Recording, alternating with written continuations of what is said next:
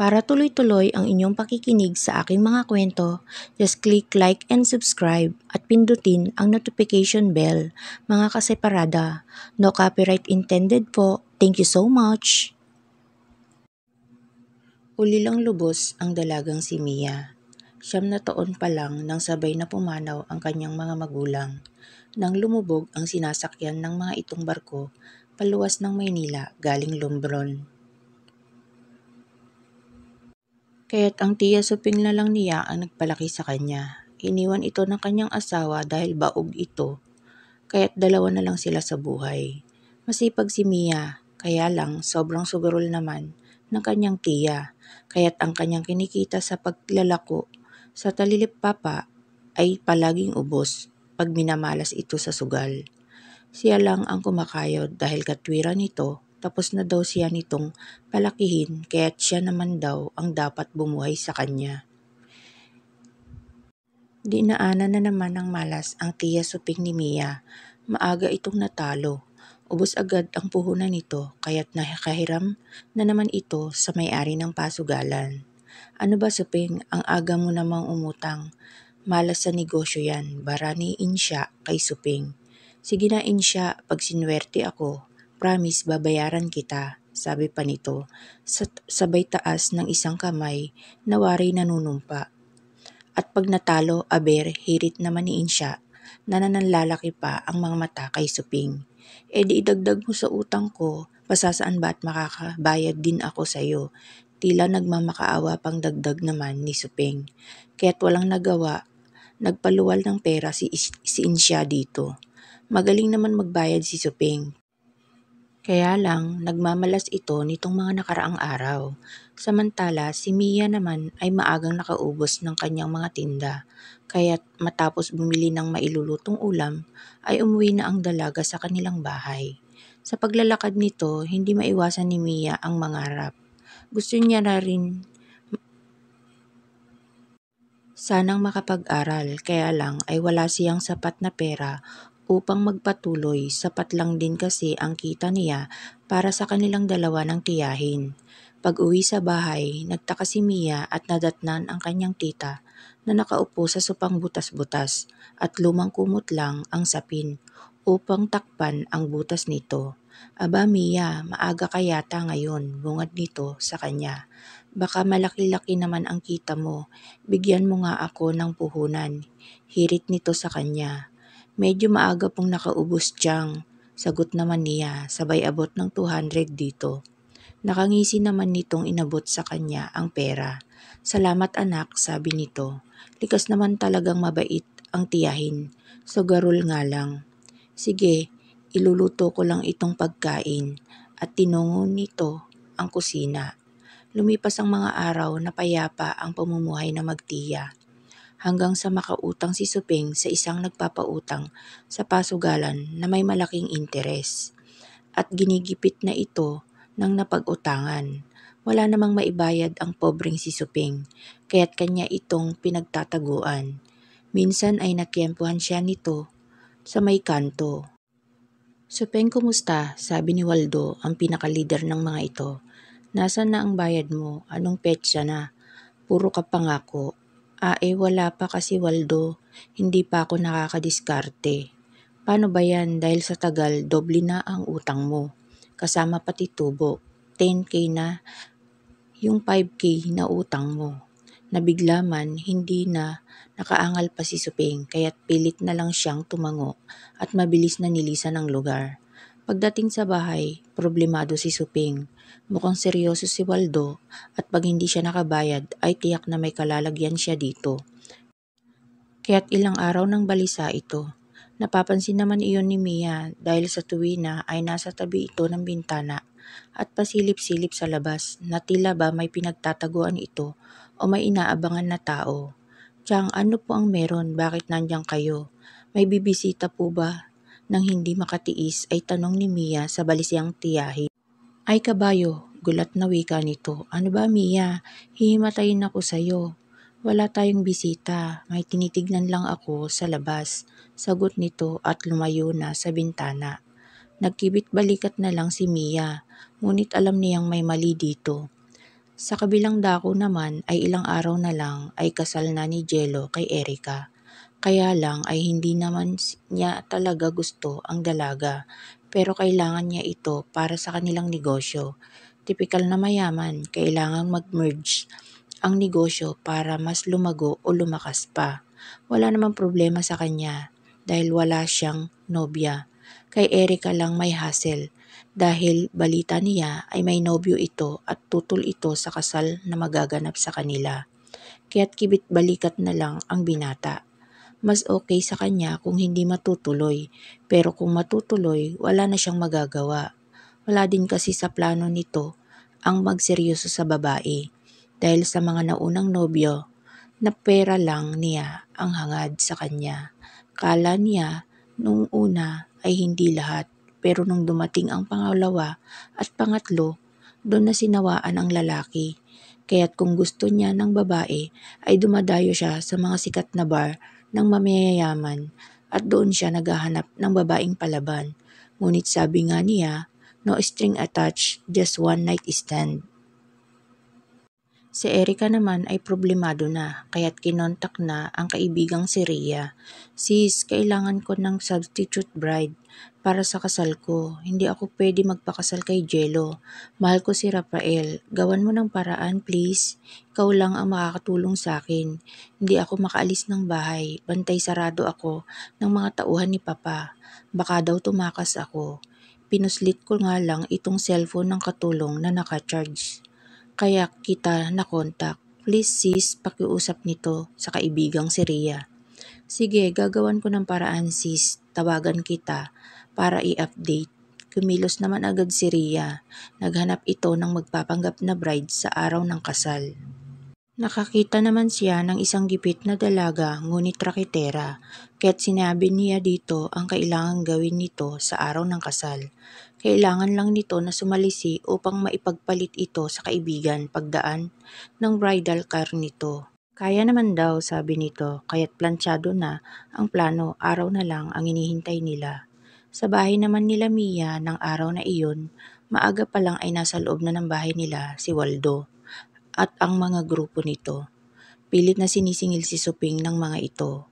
Waldo, wala pa talaga ngayon, pero pag meron na, promise, ihahatid ko sa'yo. Sabi pa nito na may ipagsusumamo sa mga mata.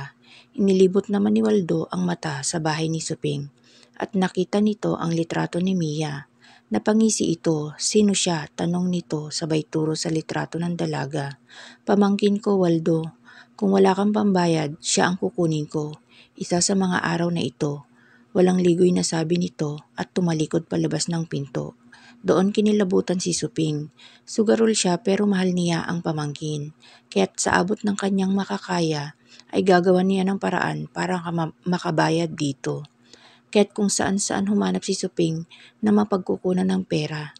Pero alam niyang walang magtitiwala sa kanya dahil nga sa kanyang pagsusugal.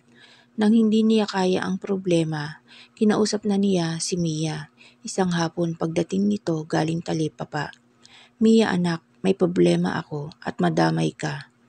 May malaki kasi akong pagkakautang at hindi ako makabayad hanggang sa pumunta na sila dito at nakita nila ang iyong litrato. Sabi nila kung hindi ako makakabayad, ikaw daw ang gusto nilang kabayaran.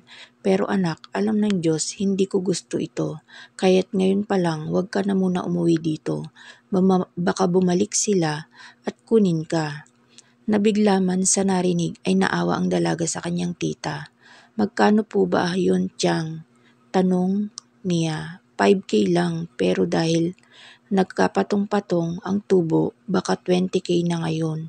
Ano po? Grabe naman po ang tubo, triple. Di maiwasang tumaas ang boses niya sa pagkabigla. Hindi na lang kumibo ang kanyang tita. Pwede po ba natin pakiusapan, Tiyang? Sa palagay ko ay hindi na kasi.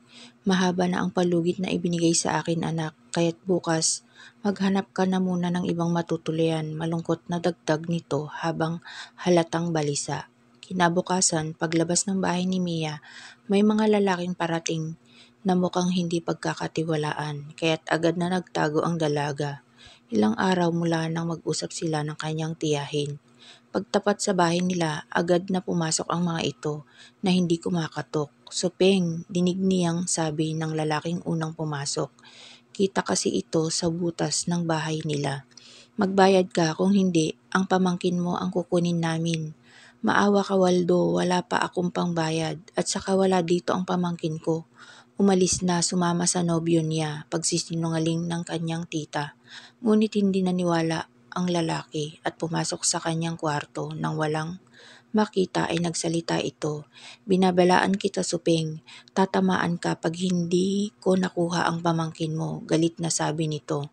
Takot naman sa pinagtataguan nito si Mia at sa kanyang pagkabalisa nasagi nito ang katabing halaman at nahulog kaya't gumawa iyon ng ingay at nakaagaw ng atensyon ni Waldo. Tumingin sa kanyang kinaroroonan. Na makita siya, agad itong lumabas ng bahay.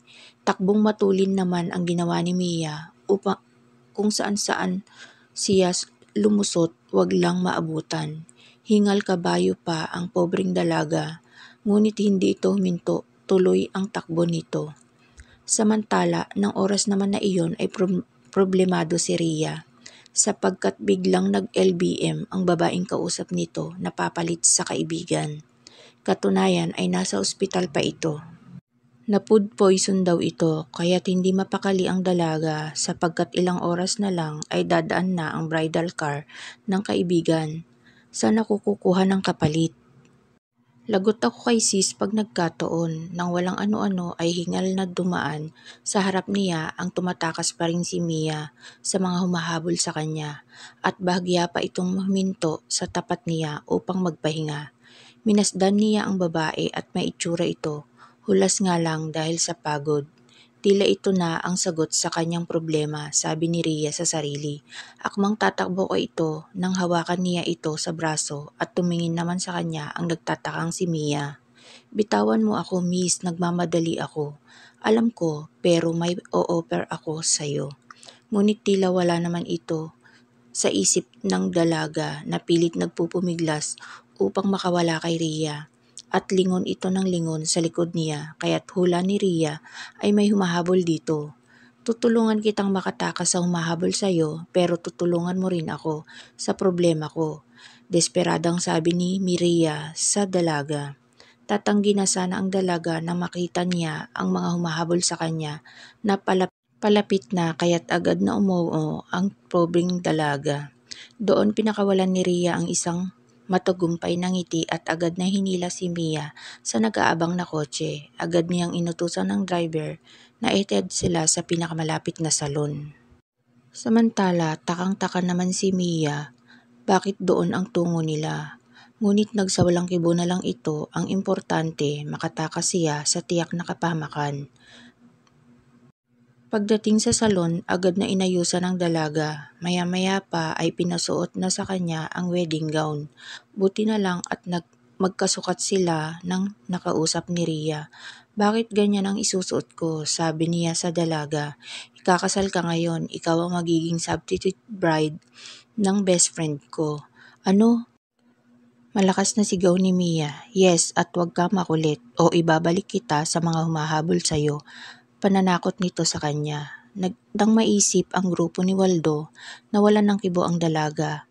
Nalihim naman na ikinatuwa ni Ria. Maya-maya pa ay hindi na makilala ni Mia ang sarili na makita sa salamin ang kanyang ayos. Maganda pala siya pag naaayusan, piping usal niya. Paglabas ng pinto ng salon ay hindi na siya makikilala ng mga humabol sa kanya sa taglay niyang ganda ng mga oras na iyon. Pagbalik sa pwesto nila kanina, nandun pa rin sila Waldo na tila nag-aabang kaya't tahimik lang si Mia sa pwesto. Maya-maya pa ay tumigil ang isang magarang bridal car at doon bumaba ang isang napakagandang babae. Sa tingin niya, tila ito artista sa ganda. Binuksan ni Ria ang pinto sa tabi niya at binaba siya upang sumakay na sa magarang kotse. Sa kanyang harap, nag-aalala man ay pikit mata na pumasok si Mia. At doon balisang nanalangin na sana ay wag siyang mapahamak sa kanyang kinasasadlakan. Pagdating sa simbahan ay agad na nagkagulo ang lahat. sapagkat late daw sila ng 15 minutes. Pagbaba ay nangangatog ang tuhod na naglakad ang dalaga. Mabuti na lang at may kakapalan ang takip sa kanyang mukha kaya't hindi halata na hindi siya ang babaeng bride.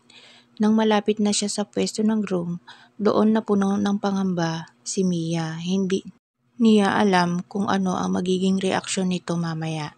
Kaya't patuloy lang siya sa paglalakad. Tila sobrang excited din naman ng mga magulang ng totoong bride kaya't hindi nila pansin na hindi siya ang anak ng mga ito. Pagtapat sa harap ng groom, laking gulat ni Mia dahil sobrang gwapo at matipuno ang binata kaya't nagtataka siya kung bakit inewan ito ng bride. Siguro pangit ang ugali, sabi na lang sa sarili ni Mia at hindi maiwasan na lihim na kiligin sa kaanyuan ng groom. Pagharap nila sa pari, wala nang maintindihan pa si Mia sa mga pangyayari. Namalayan na lang niya na tapos na siyang mag-I do at "You may kiss your bride" na ang huling salita ng pari.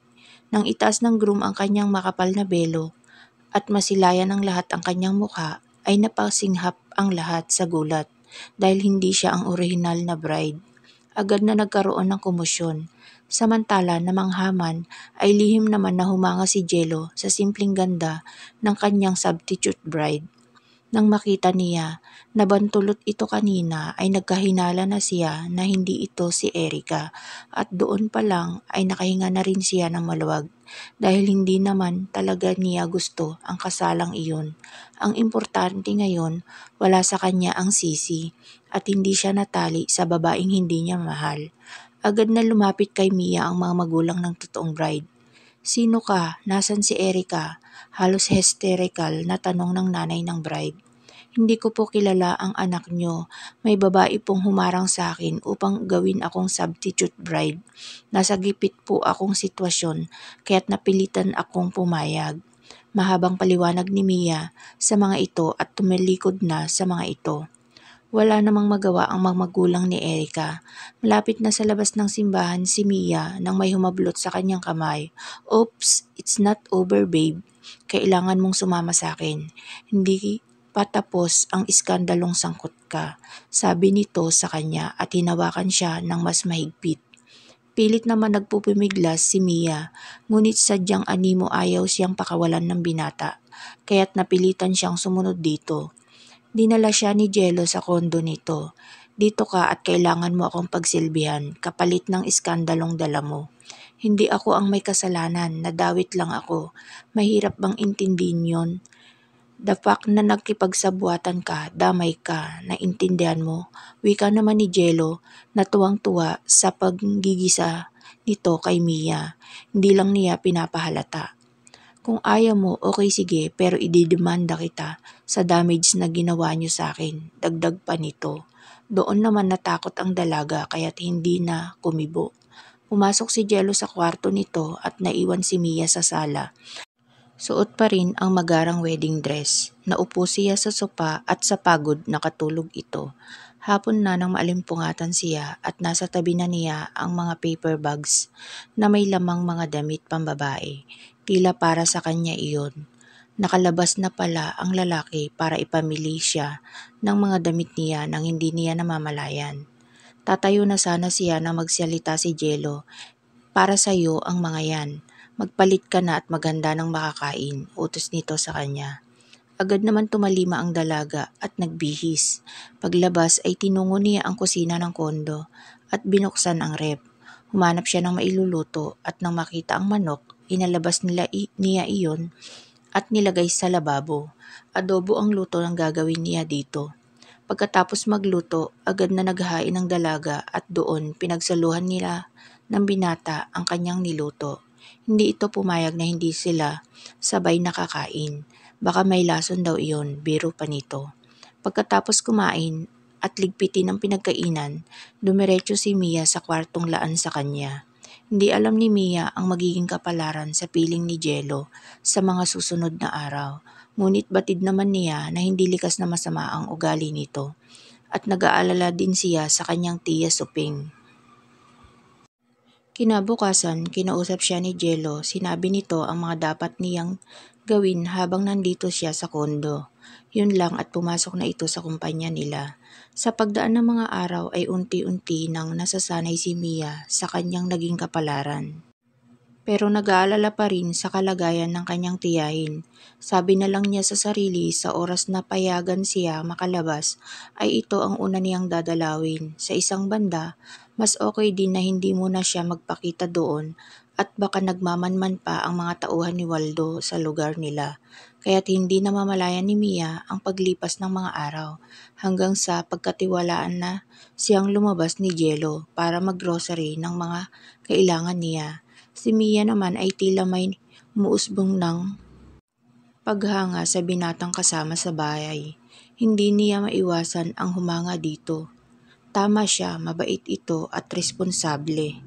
Kaya't hindi niya maiwasan ang mahulog ang loob dito. Sa 3 buwan niyang pagtira dito, si Jello naman ay sanay na sa presensya ni Mia sa pag-aasikaso ng dalaga sa kanya at sa kondo nito.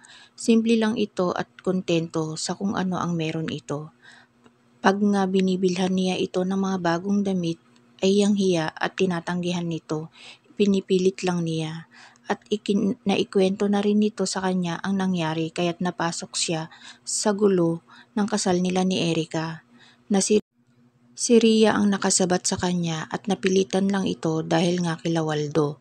Lihim naman na nagpaimbestiga si Jello at nalaman niya na totoo ang mga sinasabi ng dalaga kaya't pinakiusap niya sa kanyang tao, si Waldo, at binayaran ang utang ng tiyahin nito. Ang tita naman nito ay binigyan niya ng konting puhunan para sa maliit na tindahan at makalipas nga ang ilang buwan ay okay na ito ngunit namimiss ang kanyang pamangkin. Hanga siya sa kwento ng buhay ni Mia, hindi ito sumuko sa kabila ng lahat. Kaya't ang binata ay lihim na humanga dito. Isa itong babaeng matatag at simple lang, walang arte sa katawan. Dumaan pa ang mga araw at hulog na talaga ang damdamin ni Mia kay Jello. Minsan ay natutulala pa siya sa binata at natatawa na lang ang binata na siya namang ikinapupulan ng mukha ng dalaga. Hanggang sa minsang maggrocery siya ay naglakas loob siyang dalawin ang tiyahin. Pagdating sa kanilang dating tahanan ay nagtaka siya nang may maliit na tindahan dito. Aba, 5 buwan lang akong nawala, may tindahan na dito. Napaalis kaya si Tita Suping dito? Nagtatakang sabi ng dalaga at tuluyang lumapit sa tindahan para magtanong. Sakto naman nakayuko ang kanyang tita dahil may inaayos na paninda. Pabili po, tawag niya, dali-daling nagtaas ng ulo ang matanda nang marinig ang pamilyar na boses ng pamangkin.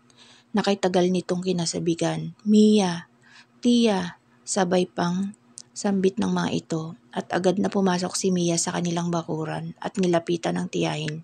Sabik namang niyakap siya nito at nang mahigpit at agad na inakay sa loob ng kanilang bahay. Tia, ano po nangyari? Anong balita? Sabik na tanong niya dito. Doon ikinuwento nito na kusa na ngang tumigil ang mga tauhan ni Waldo sa paniningil sa kanila. At may mabait na taong napili ang kanyang tita upang bigyan ng puhunan para sa maliit na tindahan nito. At masaya nitong sinabi na hindi ito nagsusugal mula noon. Tumakas siya kila Waldo. Masaya si Mia para sa tiyahin. At siya naman nang tanungin nito, doon ikinuwento niya ang lahat ng nangyari mula sa nang habulin siya nila Waldo. Napakabait ng Panginoon, Mia, at hindi niya tayo pinabayaan. Sabi nito sa kanya na maluha-luha pa. Maya-maya ay nagpaalam na siya at nangakong madalas itong dadalawin. Masayang-masaya naman ang dalawa matapos ang iyakan. Pag-uwi sa kondo, nag-aalala naman si Jello dahil wala pa si Mia. Paggabi na at hindi sanay ang binata na hindi niya nadadatnan ang dalaga sa kondo. Kaya't labis ang kanyang pag-aalala dito. 2 oras na mula nang umuwi siya sa kondo at wala pa ito. Samantala na traffic naman ang dalaga dahil may aksidenteng naganap sa kanyang dinadaanan. Kaya't naantala ang dalaga. Hindi naman niya sukat akalain na aabutin siya ng pagdilim. Kaya't pagdating sa kondo, nagmamadali ang dalaga sapagkat tiyak na nakauwi na si Jello. Wala pa siyang pagkain na naihahanda. Pagbukas ng pinto, siya namang lingon ni Jello na nahalata sa mukha ang pag-aalala. Ay tila nakakita ito ng anghel nang masilayan ang dalagang lihim na hinahangaan. Buong akala niya ay hindi na ito babalik. Kaya't nang makita ito, agad niya itong nilapitan at niyakap ng mahigpit. Nagtataka naman ang biglang dalaga. Maya-maya pa ay pinakawalan na ito ng binata. Bakit Jello? May problema ba? Tanong ni Mia dito. Huwag mo na uulitin yun ha. Nag-aalala ako. Sa gabi na wala ka pa. Malay ko ba kung na-hold up ka o napahamak sa labas? Doon nagpaliwanag naman si Mia kung bakit siya ginabi. Naintindihan naman iyon ng binata. Pagkatapos noon ay nagtungo ang dalaga sa kusina at agad na nagluto ng kanilang hapunan. Samantala, sa kanyang kwarto, hindi naman mapakali si Jello at ayaw niya yung pakiramdam na hindi niya nararatnan sa kondo si Mia. Mahal na yata niya ang dalaga at lumalim na ng husto ang paghanga niya dito. Kaya't nagpasya na siyang magtapat dito. Siguro ay sapat na ang kanyang mga nalaman at nararamdaman para sa dalaga. Pagharap nila sa hapag ay lihim na inaaral ni Jello ang babaeng nasa harap. Salat man sa yaman ay maganda ang simpleng dalaga at batid niya na totoong tao ito. Malayo ito sa mga naunang babae sa buhay niya. Hindi ito mapagsamantala tulad nila kaya't buo ang desisyon ng binata. Mia, pasimula nito. Tumingin naman sa kanya ang dalaga. Gusto ko sanang manligaw sa'yo kung papayag ka. Ha, Jello, nauutal pang wika ng nabiglang dalaga. Siguro naman ay sapat na ang panahong nakasama kita at alam ko may mabuti kang kalooban at nais ko sanang ligawan ka. Sa araw at buwan na lumipas kasama kita, ay hindi ko kasi makita ang sarili ko na maghihiwalay pa tayo. Isa sa mga araw na ito, kaya sana pumayag ka, naligawan kita.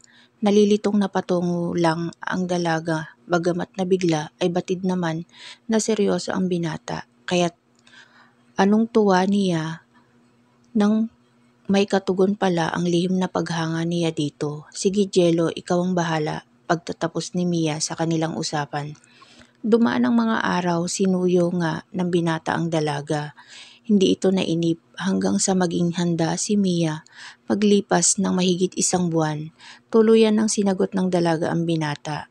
Umuwi na rin kasi si Mia sa piling ng kanyang tiyahin. Magkasama nilang pinalago ang munting tindahan nito at doon siya matyagang sinusuyo ng binata.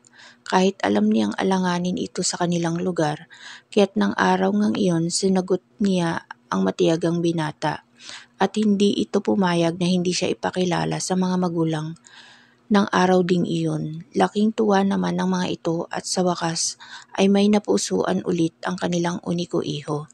Dumaan ang mga araw, nagtapat ang binata sa tiyahin ni Mia at humingi ng permisyo upang siya ay pakasalan. At alam naman nito na tapat ang hangarin ng binata sa pamangkin kaya't pumayag na ito. Matapos mamanhikan kasama ang mga magulang ay itinakda ang kasal ng dalawa sa simbahan. Lubos ang kasiyahan ng mga ito nang sa wakas ay sabihin na ng pari ang "You may now kiss your bride." Masayang itinaas ni Jello ang belo ng asawa at matamis itong hinagkan. Kung noon nabigla siya at hindi siya ang totoong bride nito, ngayon buong tamis ang ngiti nito sa labi nang masilayan ang magandang mukha ng kanyang asawa. Pagkatapos ng kanilang unang halik bilang mag-asawa, humarap sila sa kanilang bisita at parehong may matamis na ngiti sa labi. Sa unang gabi ng dalawa bilang mag-asawa, bagamat kabado, ay may tiwala naman si Mia sa asawang si Jello, kaya't nang hagkan siya ng asawa ay sa una lang siya may pag-aalinlangan. Nang lumipas ang mga sandali, tuluyan na niyang sinuko ang kanyang sasarili sa mahal na asawa. Kapwa pawisan ang mga ito nang matapos. Pagod kapwa ang katawan nang makatulog na magkayakap ang dalawa. Doon nagsimula ang masayang mga araw ni Mia sa piling ng asawang si Jello, na bagamat aksidente lang ang pagiging substitute bride niya, doon naman niya nakilala ang lalaking mamahalin habang buhay.